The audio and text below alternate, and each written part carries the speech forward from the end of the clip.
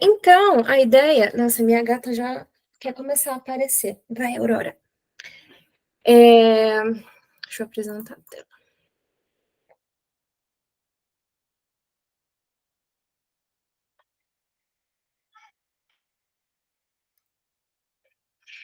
Essa é a nossa primeira aula de atualidades, né? E a gente está terminando ainda de estruturar como que vai ser essa dinâmica, né? Mas, a princípio, o que a gente quer é poder trazer pessoas diferentes, de repente os próprios professores, né, que tiverem alguma disponibilidade, para poder fugir um pouquinho do tema das suas aulas ali, do cotidiano, do conteúdo programático, para poder trazer algum aprofundamento sobre temas atuais que estão acontecendo, né? Então, isso é o que a gente mais ou menos imagina aqui para a dinâmica dessas aulas. E aí, primeiro, só me apresentando um pouquinho, principalmente para o pessoal que vai assistir a gravação depois, né? Porque vocês aqui da sala já me conhecem, mas a galera que está assistindo vai assistir depois pode não me conhecer, mas eu sou a Thay de Tayane, mas eu sempre falo que Thay é mais fácil de lembrar. E eu sou estudante da UFABC, vocês já devem ter ouvido também. Eu sou do bacharelado em Ciência e Tecnologia, que é um bacharelado interdisciplinar, e da Engenharia Ambiental e Urbana. Eu sou mãe da Aurora, que vocês devem ter ouvido miar aqui. Mãe de pet também da Mafalda, da Laila e do Nero, que são 3 calopsitas que a gente tem aqui também, que gritam, que é uma beleza. E hoje eu trabalho na área das energias renováveis, mais especificamente com geração solar distribuída, que são aqueles parques solares, né?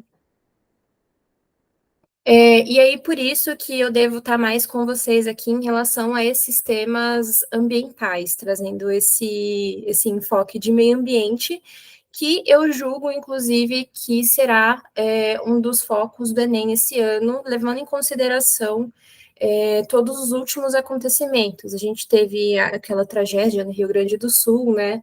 A gente teve também uma crise energética aqui de São Paulo.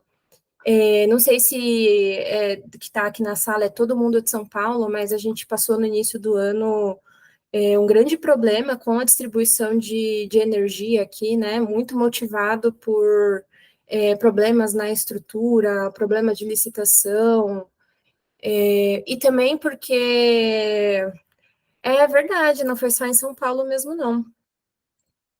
E pois é, bendita Enel, né? Mas se der certo, aí a licitação já era. E também porque o Brasil vai sediar a COP 30, que deve acontecer no ano que vem, né? Que é a conferência entre as partes da ONU para poder discutir questões climáticas e de meio ambiente, principalmente. Então, é por isso que eu acredito que vai ser um enfoque, e aí a gente quer trazer bastante tema também ambiental aí para vocês. Então, beleza, né? Mas por que que é importante da gente entender aí sobre atualidades, né? Isso, a gente vai conversar, Pedro. Deixa eu ler a pergunta dele, né? Que a galera no YouTube não vai conseguir ver, mas se a gente vai conversar sobre temas que estão acontecendo, algo do tipo. É exatamente isso. É justamente esse o intuito das aulas. E aí, por quê, né? A gente vai precisar saber cada detalhe do que está acontecendo no mundo, quem brigou com quem está fazendo o quê? Não necessariamente. Mas vai ser importante a gente entender todo o contexto, as implicações, o que fizeram acontecer isso, mas de maneira mais geral. Sim, Maria Eduarda, é ótimo mesmo para a redação do Enem. Justamente, né, para que a gente quer entender desses temas de atualidade? Também para poder ajudar em questões interdisciplinares, que acontecem muito no Enem, e também em outros vestibulares, caso vocês vão prestar e outros vestibulares, a não ser o Enem. Mas o Enem é basicamente uma provona super interdisciplinar, e atualidades vai dar muita bagagem para você poder compreender essas questões.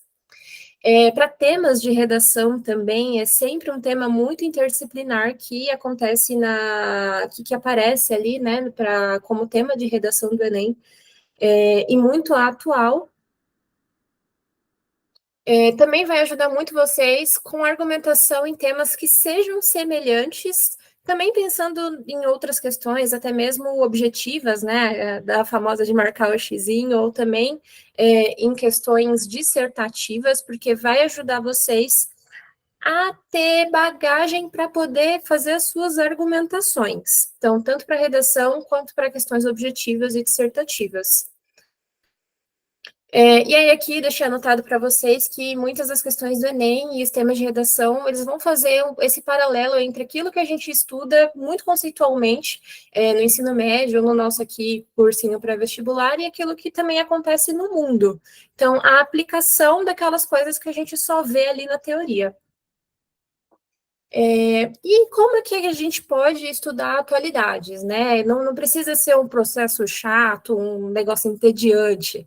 Vocês podem simplesmente estudar da forma que seja melhor para vocês. Vocês podem ler blog de notícias, vocês podem ouvir podcast.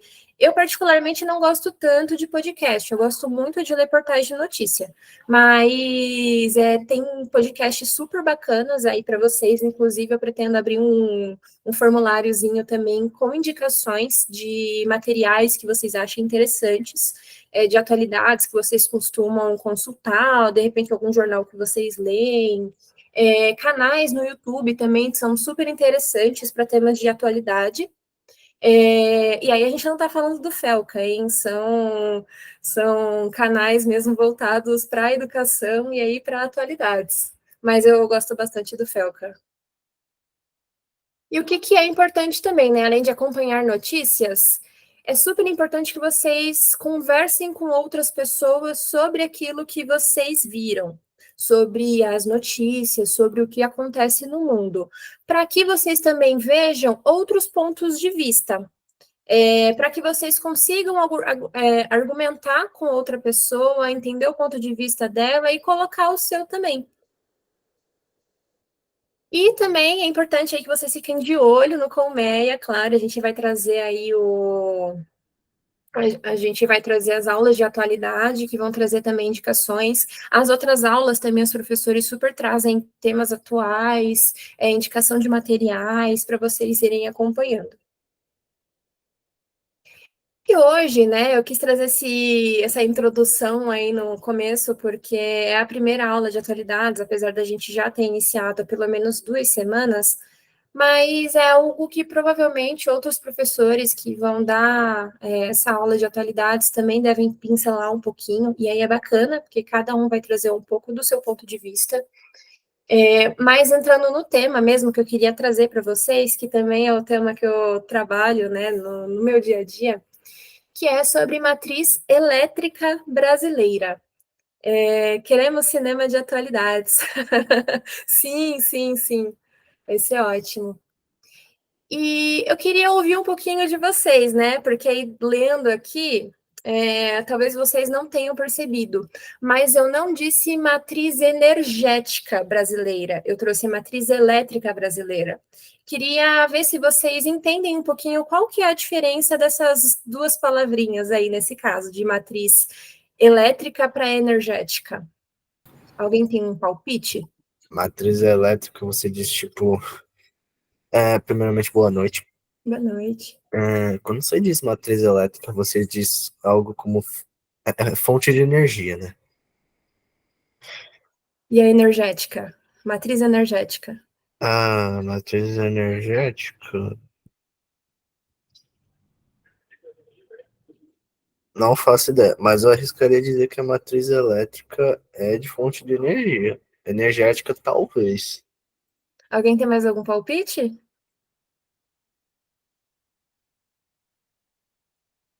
Beleza, mas é mais ou menos por aí mesmo. A matriz elétrica, ela é como se fosse um pedacinho da matriz energética. Porque quando a gente fala de matriz elétrica, a gente está falando necessariamente de energia elétrica. A gente tem outras formas de energia. A gente tem energia potencial, que provavelmente vocês devem ver também na aula de física, que ela é causada pela diferença de altura que a gente tem. A gente tem também a energia cinética, que é a famosa energia do movimento, a energia térmica. E aí, hoje, o que a gente vai falar é especificamente sobre a matriz elétrica. Isso porque eu imagino que durante alguma aula de geografia vocês devem aprender bastante sobre matriz energética. Geralmente é uma aula inteira voltada para esse tema. Oi, Aurora, quer participar?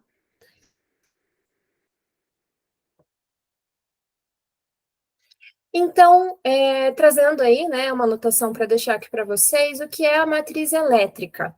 Então, ela vai ser a combinação de todas as fontes que a gente tem, vai ser uma fotografia de todas essas fontes que a gente tem para poder produzir energia elétrica. Ela está super carente aqui. Mãe, que horas você vai dormir?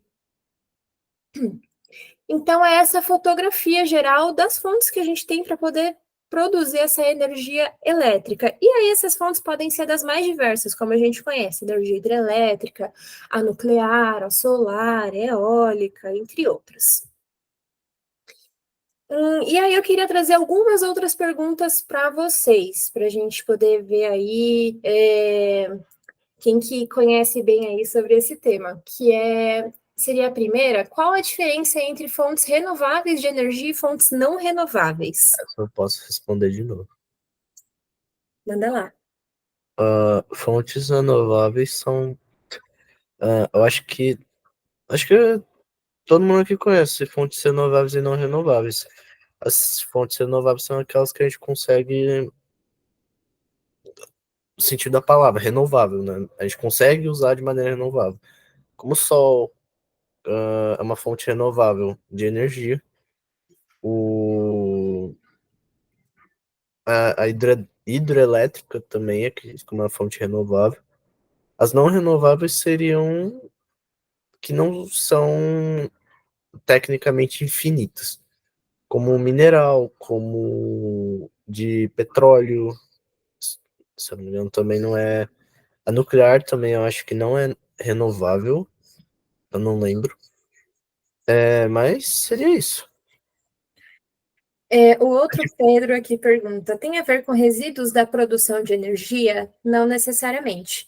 A gente está falando de fonte nesse caso. Fonte é o que vem lá no início, é o que vai gerar a energia. Mas os resíduos da produção também vão ser importantes para a gente fazer uma outra análise que a gente vai trazer em seguida. Que é qual a diferença entre fontes limpas de energia e fontes que não são limpas? Diferença como a causa poluição outra não. Novamente a energia solar. Ela não causa poluição, ela tem suas consequências, porém não é uma coisa que causa poluição. A eólica, acho que a eólica também não causa poluição, tem suas consequências também. Agora, a energia, por exemplo, fontes renováveis como de petróleo, elas causam poluição. A de carvão mineral também.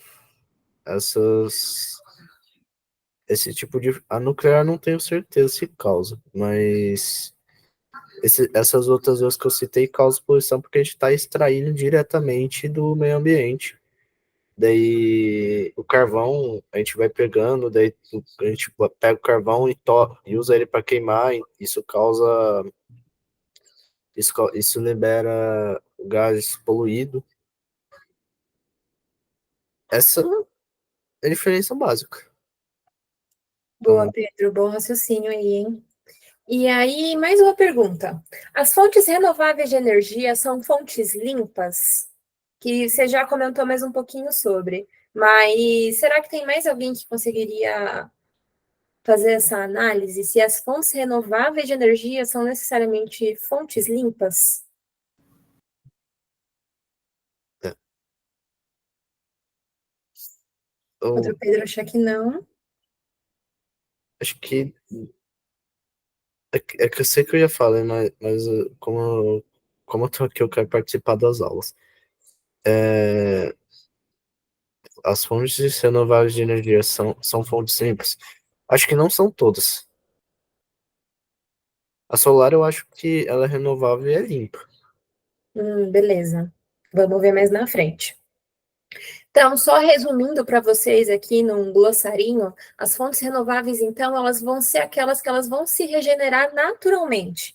e não vão se esgotar com o uso. Mas, na verdade, isso é muito relativo quando a gente pensa em escala de tempo. Se a gente está pensando numa escala muito grande de tempo, a gente consegue ali imaginar se ela vai se esgotar ou não, né? É muito relativo essa coisa da escala de tempo.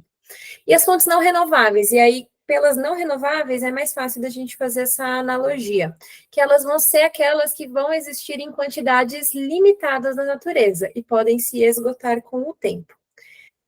Um exemplo, então, que o Pedro até citou, né, é o petróleo.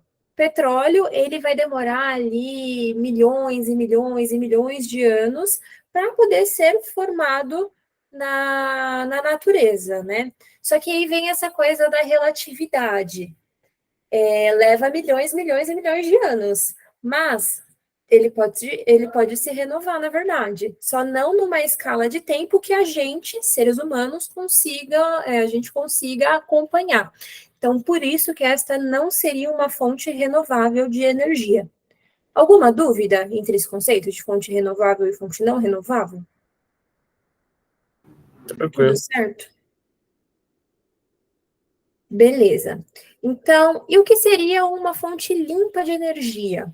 Elas vão ser aquelas que vão produzir pouquíssima ou nenhuma poluição durante a sua geração e a sua utilização. Então, elas vão ter um impacto ambiental bem reduzido.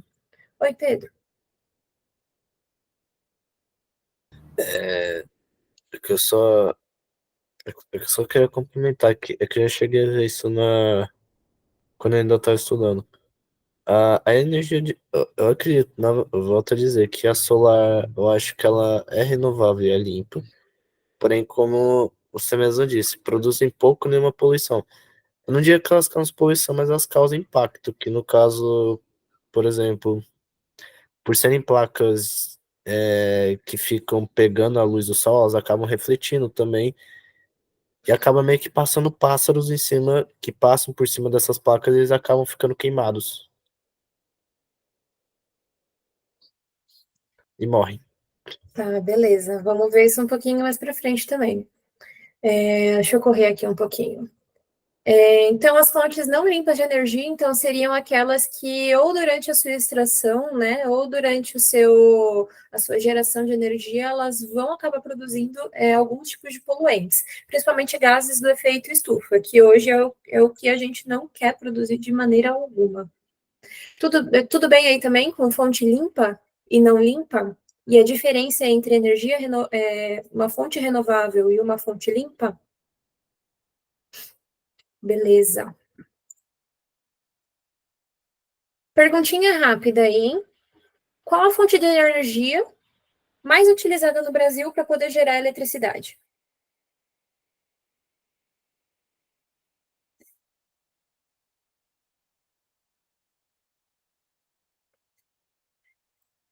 E qual é a segunda mais utilizada?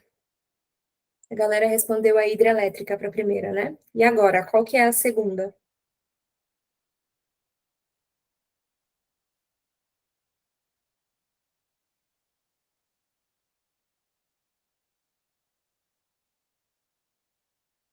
Ah, mandaram bem, achei que iam falar eólica, hein?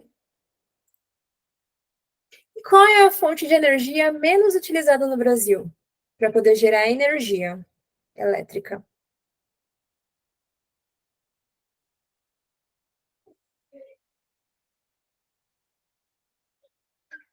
Os Pedros mandaram na nuclear. Beleza. Então, aqui, né, para poder responder, eu trouxe o panorama da matriz elétrica brasileira, então, reforçando que essa não é a matriz energética. A matriz energética, ela é completamente diferente disso, tá? Mas a matriz elétrica, ela vai ter essa carinha aqui. Aqui em azul, não sei se dá para enxergar bem aí,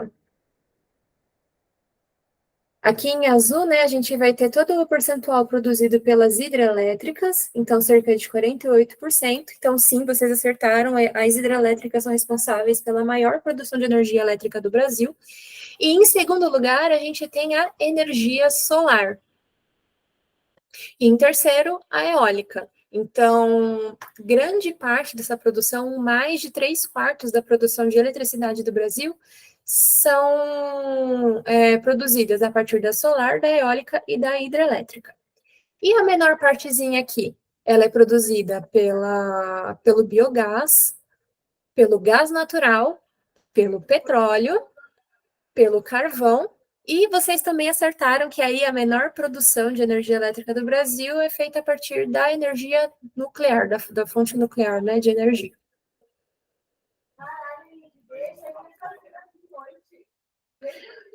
O Pedro comentou que ele chutou nuclear porque não temos usinas no Brasil muito desenvolvidas, comparadas a outros países. Mas aí já trazendo um tema aí de atualidades que é super importante para vocês ficarem antenados, que hoje a gente tem um problema, né, principalmente aí às 6 da tarde, que vocês, principalmente quem é de São Paulo, percebe que oscila muito a energia.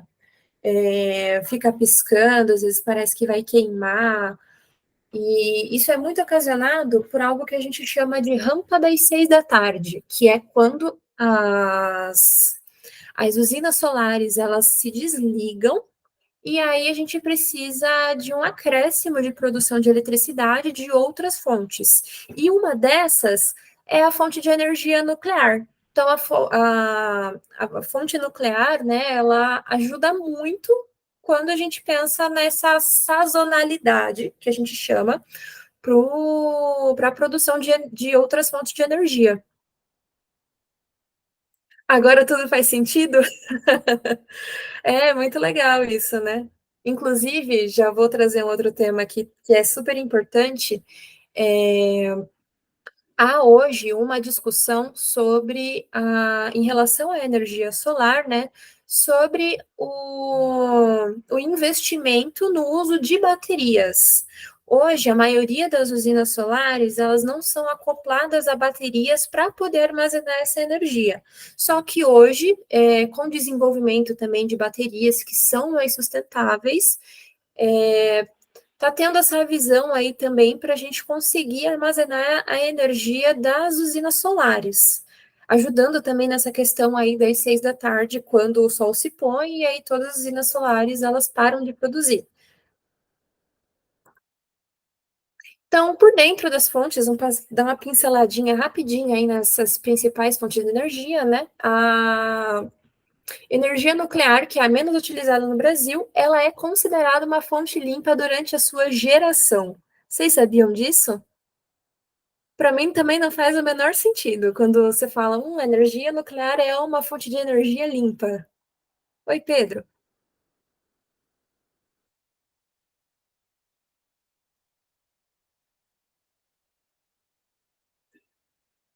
Qual lixo da nuclear que você se refere? Tá, vamos entender aqui como é que funciona a energia nuclear, né? Elas vão utilizar principalmente as reservas de urânio que a gente tem, né, na natureza, e por isso que ela não é considerada uma fonte que é renovável. E aí, esse urânio, aqui tem uma imagenzinha que tá pequenininha, mas é só para ilustrar mesmo, né? Esse urânio vai fazer parte desse, aqui que é chamado, né, que é o setor primário da geração de energia nuclear. Então, aqui dentro, as moléculas de urânio, elas vão se juntar e se separar. Quando elas se juntam, é o que a gente chama de fissão nuclear. Perdão, fusão nuclear. Fusão, fez a fusão. Isso vai liberar um pouco de energia. E para se separar, elas também vão produzir energia. Que energia é essa? É energia em forma de calor. Esse calor liberado vai aquecer a água, que vai ser usada aqui nesse processo de resfriamento, né, do núcleo de urânio, para ele poder se juntar novamente. E aí esse vapor da água que foi aquecido vai girar uma turbina. Nessa turbina vai ter um gerador que vai gerar a energia elétrica. E aí essa água que acabou se condensando, a água vai perder esse calor, né? Ela vai voltar aqui para o seu ciclo e vai voltar a resfriar novamente o sistema de fissão nuclear. Então, para resumir, né, a usina nuclear ela vai transformar energia térmica em energia elétrica. E qual que é o lixo do urânio, né? Na verdade, aqui é simplesmente vapor de água, que é a água usada para resfriar todo o sistema. Então, por isso que ela é considerada uma energia limpa. E aí, mas sobra urânio? Então, não sobra, porque acontece também um processo de vamos fazer uma analogia com essa garrafinha. Vamos imaginar que o processo de reciclagem dessa garrafinha ela é o urânio que acontece a fissão e a fusão. Quando você vai reciclar essa garrafinha, ela não consegue ser transformada novamente numa garrafinha com essa mesma dureza. Ela sempre vai ser transformada num plástico mais maleável. Então, é como se ele tivesse se desgastando. Então, ele não vai voltar à mesma coisa.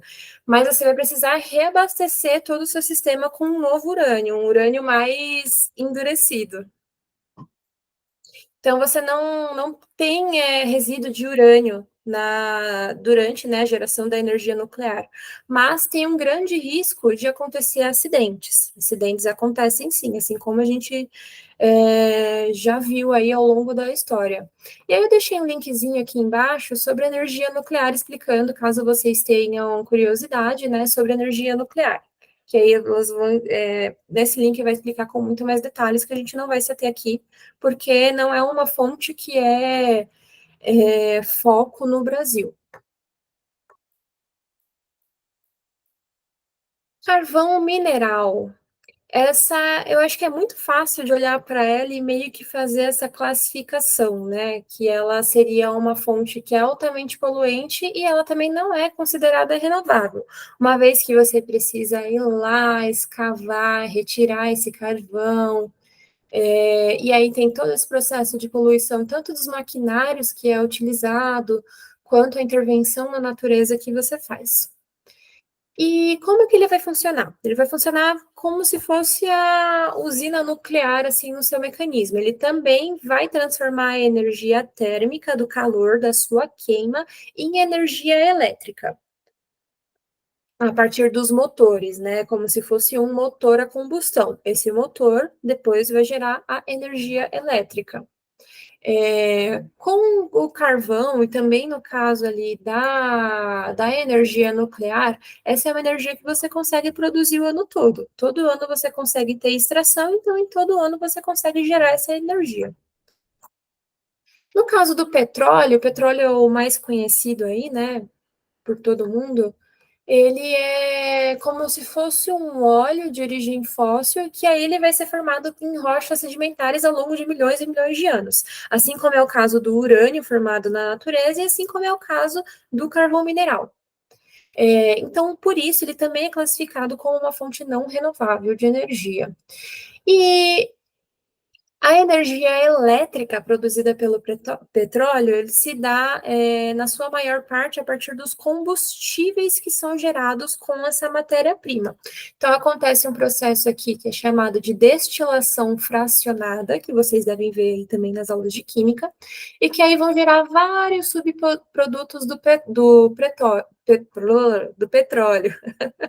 O P e o R tá fácil hoje. Então, é gerada a gasolina, que a gente conhece bastante, o querosene, e aí também, a partir da queima desses combustíveis, vai ser gerado a eletricidade.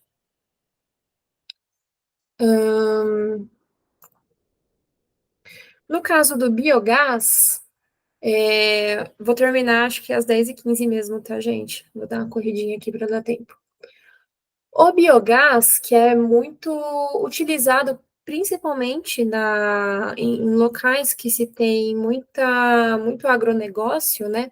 Ele é um recurso energético que, então, ele é considerado renovável porque ele vai derivar da decomposição de matéria orgânica. Então, ali o cocôzinho da vaca, o cocôzinho do boi, você consegue fazer energia elétrica disso. Então, ele vai ser composto, na sua maior parte, por metano e por gás carbônico, principalmente por conta dessa matéria orgânica, né, que ele vem. E a sua principal produção no país vai se dar em aterros sanitários, em que se tem uma produção muito elevada de metano. Então, quando a gente manda o nosso lixinho lá para o aterro e ele vai ser armazenado lá, a todo momento, durante a sua decomposição, ele vai estar emitindo gás metano. Então, tem muitos aterros que aproveitam esse gás também para poder gerar energia elétrica. E neste caso também vai ser gerada energia elétrica a partir da energia térmica, a partir de uma queima. E o gás natural. Opa, deixa eu confirmar. Ah, aqui a imagem tá a mesma, mas é outra coisa. O gás natural, ele vai ser o combustível fóssil que ele vai ser encontrado em depósitos subterrâneos. Ele vai ser aquele que chega nas nossas casas a partir dos dutos, pela Comgás. Não sei se nos outros estados são outras companhias de gás, mas é esse gás. E aí ele vai ser formado pela decomposição, né, da matéria orgânica em condições elevadas de pressão e temperatura. Isso lá na natureza. No caso do biogás, a gente conseguia gerar ali do cocozinho da vaca, com os nossos resíduos de casa. No caso do gás natural, ele é feito na natureza, pela decomposição da matéria orgânica em condições de elevada pressão e temperatura. Uma vantagem dele aqui é que ele vai ter uma boa eficiência na produção de energia, só que na sua queima ele vai emitir muitos poluentes. E pode ser utilizado também para diversas finalidades.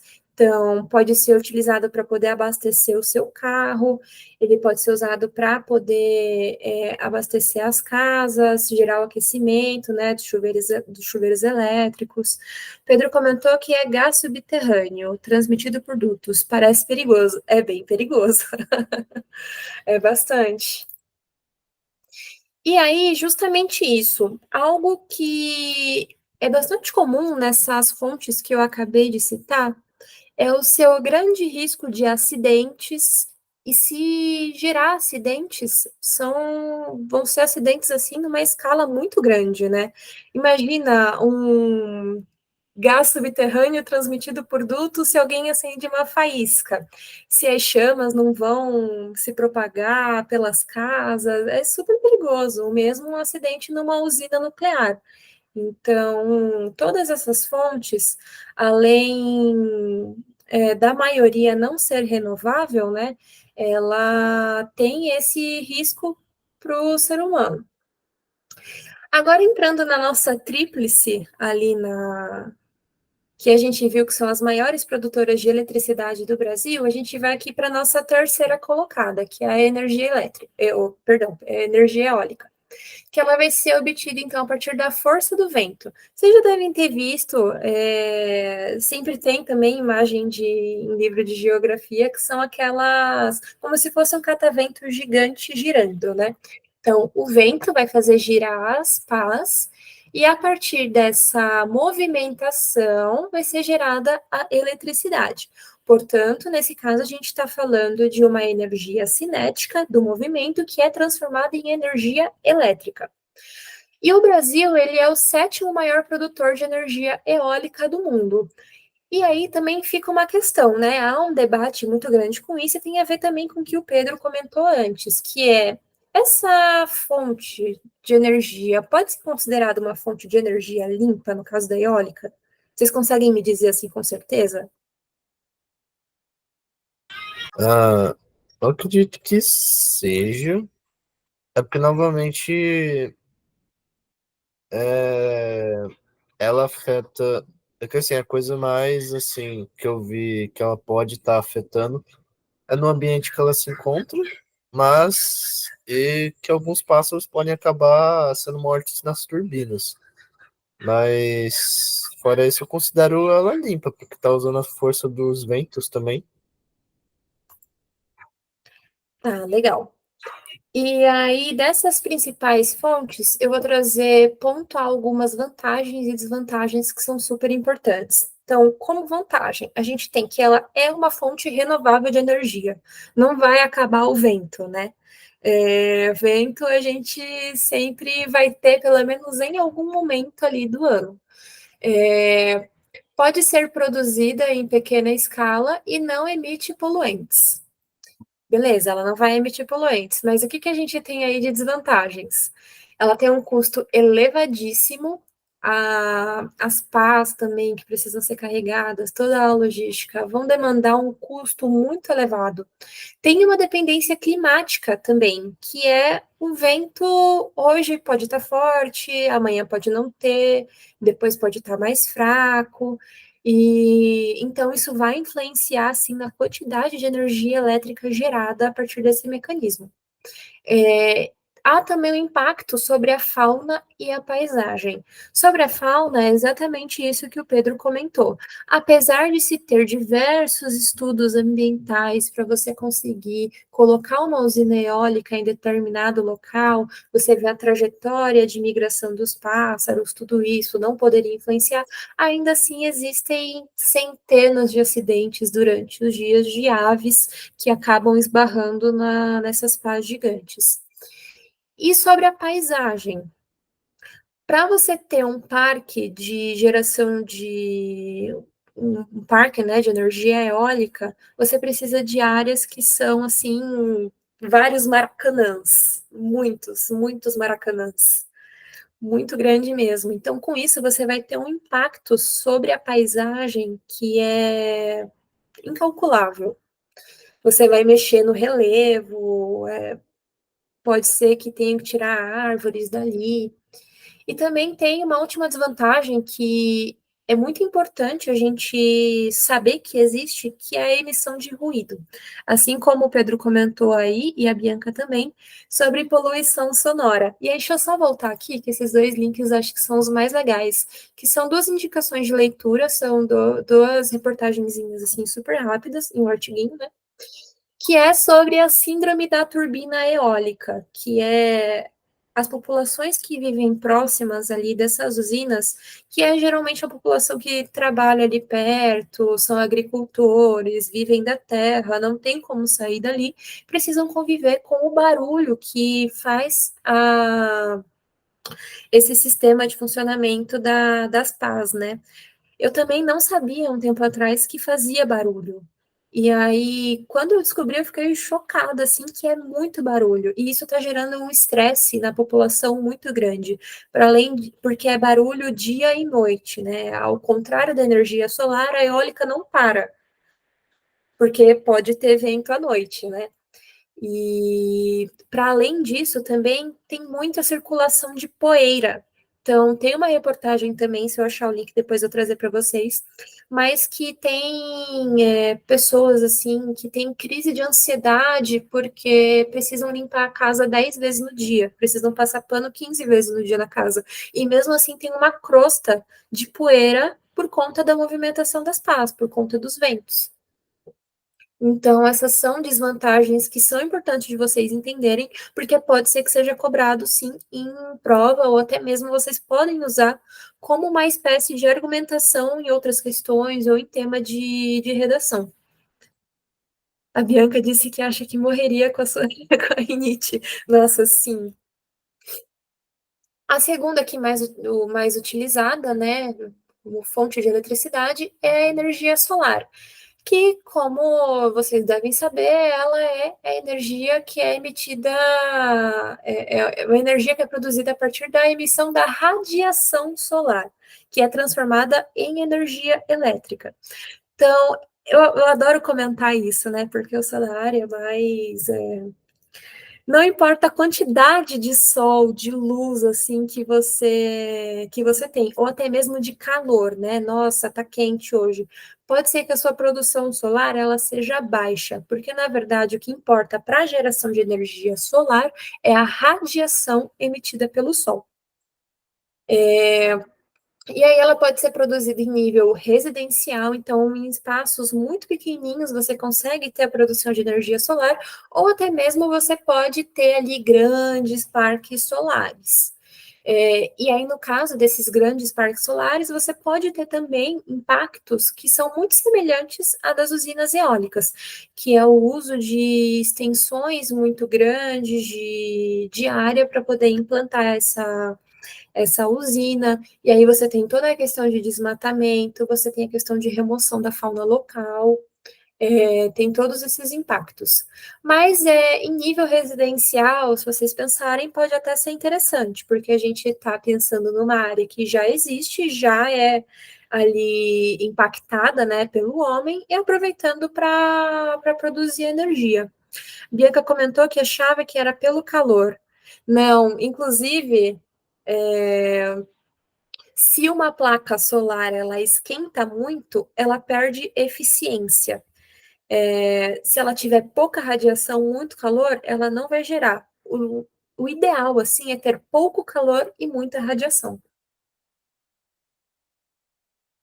E hoje, ela é a fonte de energia que está passando aí pelo maior crescimento atualmente no Brasil. O ano passado, ela se tornou a segunda maior fonte de energia do Brasil. Antes, era o lugar da eólica, mas só no ano passado foi que ela se tornou, que foi o ano que ela teve o maior crescimento em número de residências com placas solares e também de inauguração de novos parques solares. Então, o Brasil ele é o sexto maior produtor de energia solar do mundo, frente aí de muitos países, como até mesmo a Austrália, que já estão ali bem próximos de onde é geralmente fabricado todos os componentes para as usinas solares.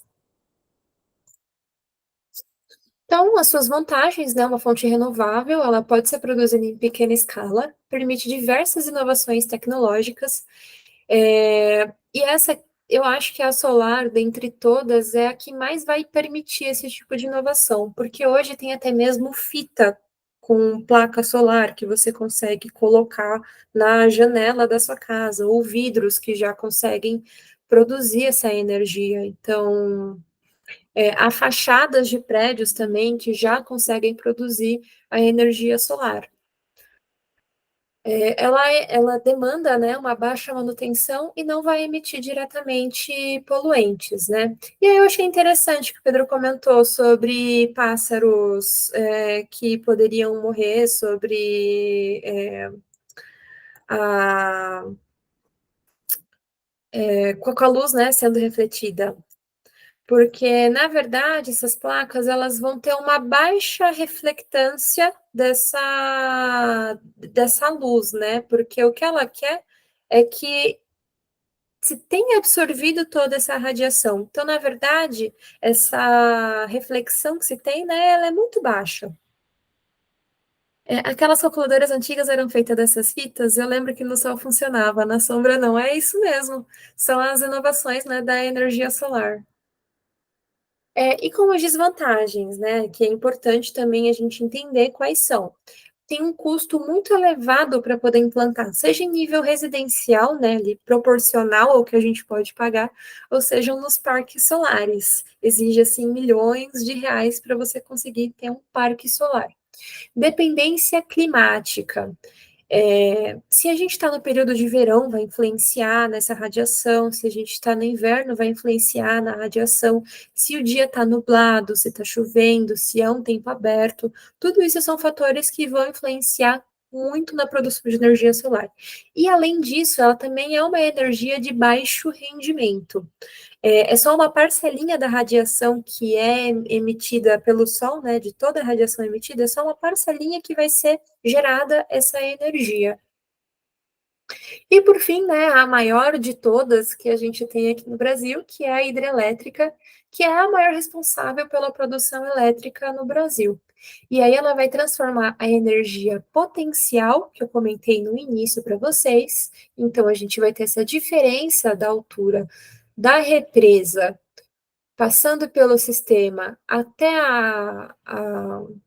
o depósito final da água, né? Então, nessa diferença de altura, a água vai ganhando velocidade, vai ganhando energia e vai girar uma turbina que vai fazer a geração da energia e vai distribuir para a rede. Então, esse é o funcionamento básico de uma hidrelétrica. O Brasil hoje tem a maior usina hidrelétrica em geração do mundo, que vocês devem conhecer. Eu tive a feliz oportunidade de conhecer pessoalmente, que é a usina hidrelétrica de Itaipu, que tem uma administração muito particular, muito interessante, que é administrada por dois países ao mesmo tempo, que é o Brasil e o Paraguai. Passou do horário, vou só terminar esse aqui e tô encerrando. Desculpem, de verdade, mas eu me empolguei aqui. E aí tem várias histórias aqui obscuras sobre Itaipu. Quem gostar dessas histórias, assim, é bem legal para vocês pesquisarem, que foi o processo de construção da usina, porque ela foi construída há mais de 40 anos, né? E ela tem quilômetros e quilômetros e quilômetros de extensão a sua represa. Então, existem muitas histórias de trabalhadores que, infelizmente, sofreram com um acidente de trabalho e os outros trabalhadores que estavam lá construindo a usina simplesmente não podiam fazer nada. Então, há muitos relatos de pessoas que acabaram sendo concretadas no processo de construção das barragens. Inclusive, há um memorial lá dentro do Parque Tecnológico em homenagem a essas pessoas que foram vítimas de acidente do trabalho. E, assim, se não fosse por Brumadinho, esse ainda seria o caso do maior acidente de trabalho do Brasil, né? Hoje a gente tem o infeliz caso de Brumadinho, né? Que também é considerado hoje como um acidente de trabalho. E por que ela é a maior usina em geração? Porque na China tem a usina se não me engano, o nome dela é Três Gargantas, e aí ela é a maior em extensão. Se não me engano, ela é 3 vezes o tamanho de Itaipu, alguma coisa assim. E quais que são as vantagens dela, né? Ela também é uma fonte renovável de energia por conta de todo o ciclo da água. Ela também esse aqui eu errei, né? Permitir inovações tecnológicas não é uma das vantagens, mas tem sim uma vida útil longa. Uma vez que você construiu as barragens, aquele sistema vai funcionar por muito tempo. E também não emite diretamente poluentes, mas hoje há muitos estudos que investigam a emissão de gás metano por conta da alteração, né, no meio ambiente que se tem por conta do represamento da água. E as desvantagens? Você tem um custo elevadíssimo para poder implantar uma usina hidrelétrica, tem também uma dependência climática que hoje está muito em alerta por conta dessa questão da seca, né, a mudança no microclima das regiões que têm as hidrelétricas, e também tem um grande impacto ambiental e social também, né, negativo causado pelas barragens. Então, se tem uma população vivendo ali, você precisa remover toda a fauna, toda a flora, tudo aquilo vai ser ocupado por água para poder se construir a barragem, para poder ter essa diferença de altura, né, pelo acúmulo da água. E também tem a sedimentação dos reservatórios. Essa sedimentação é porque aqui tem um fluxo de água, né? Então, pode ser que aqui venham alguns materiais, pedras, areia, que com essa movimentação vão acabar sedimentando. Nisso, vai acabar diminuindo a diferença de altura entre essa parte aqui da represa e essa. Então, você vai ter uma geração menor dessa energia. É isso, não vou conseguir passar o restante aqui do material, vou deixar para uma próxima oportunidade. De repente, se não tiver ninguém programado, a gente continua esse tema, porque eu queria trazer algumas discussões e alguns exercícios aqui para vocês também. Mas vou já deixar esse material e aí na próxima aula a gente discute um pouco. Tem alguma dúvida que vocês queiram tirar nesse momento? Eu sei que foi bem rápido, mas porque eu achei que ia usar menos tempo. Nenhuma dúvida?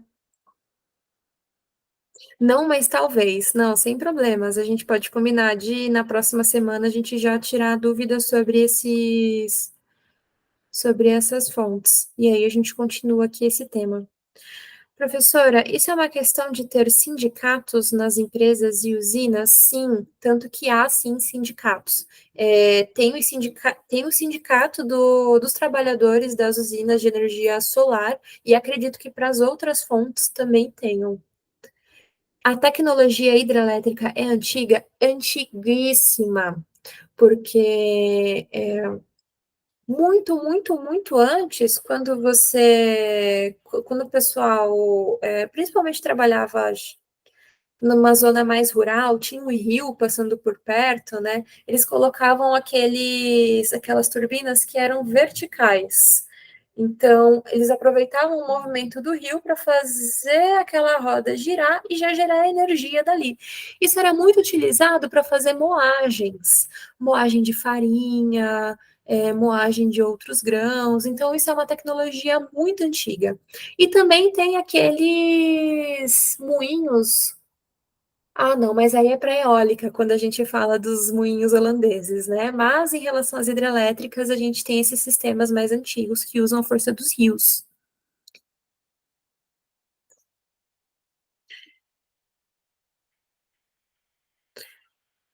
E o Pedro perguntou se comparada à solar. Nossa, sem sombra de dúvidas, porque a tecnologia da solar usa muita tecnologia que, inclusive, é chinesa, que veio das últimas revoluções que teve, né, em toda a indústria de tecnologia.